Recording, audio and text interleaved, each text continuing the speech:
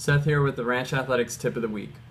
As some of you know that follow us, we just had one of our athletes complete Pine de Palm, which is a 100-mile event. And this wasn't Monica's first 100-mile event, or I believe it's her fifth, or she might have done 5 before. And she's actually competed in over a dozen other ultra marathons. But this was her first 100-miler training with us and training with our method.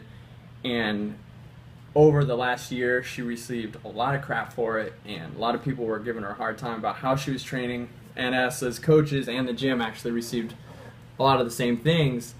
And I just want to take this time to talk about what we actually do, because I think people misunderstand what we're doing in the gym, and the perception is that running isn't good and it's bad, and you shouldn't be running long, you shouldn't be running far, you shouldn't be running a lot. We joke about it a lot, but that's not the case. So what we actually do is we take the training. If you look at standard training, it's all about running volume first, then maybe doing some speed work and other types of conditioning on top of that, and then you may see some type of skill work and actually looking at how well they move and performing while running.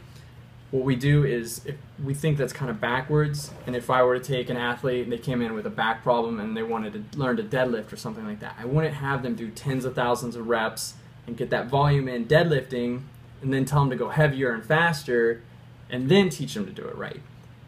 If you look at it from that perspective, it's logical to teach them to do it right. Once they know how to do it correctly, we might make them go a little bit faster, a little bit heavier. And once everything's moving well and everything's great, we can layer on that fitness with volume, which is a great way to get fitness and a great ability to go farther, faster, heavier, whatever it may be. So what we do is the same thing in running. We take a lot of time and focus on the drills and the actual movement. And in the case of Monica, when she first wanted to train for an ultra with us, she wanted to do the Headlands 50. I actually had her, she was a good enough athlete to actually listen to us and take the time and stop running. And she took 6 weeks off of running. We spent that whole entire time redeveloping how she moved.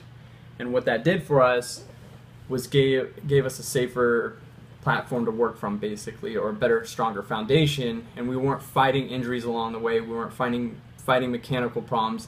And I feel by giving those 6 weeks of dedication, we saved a lot of lost time, down the long run, with dealing with those other problems. So she did the 6 weeks of learning to do it correctly. Then we started to teach her to go faster and be able to handle more. And meanwhile, we spent a lot of time focusing on strength in the gym. And what we did with the strength in the gym, it got her moving in different ways. It kept her healthy. It kept her joints moving well.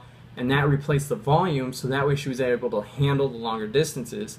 And leading up to the 50-miler, she never ran more than 75 minutes once, and she was only doing 3 running workouts a week.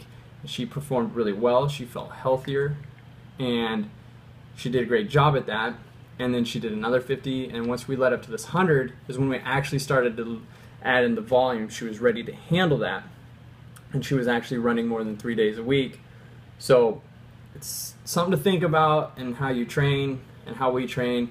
We're not against the volume, it's just that most people can't handle it, and you'll see a lot of people go out and train for these marathons, and they're out there doing their long run that's 20 miles, 21 miles, and they're just suffering through it, and they're spending more time dealing with injuries and other problems when they could have gone out and done shorter repeats, spent more time focusing on quality of movement, and had actually better results. So it's something to think about, and there you go.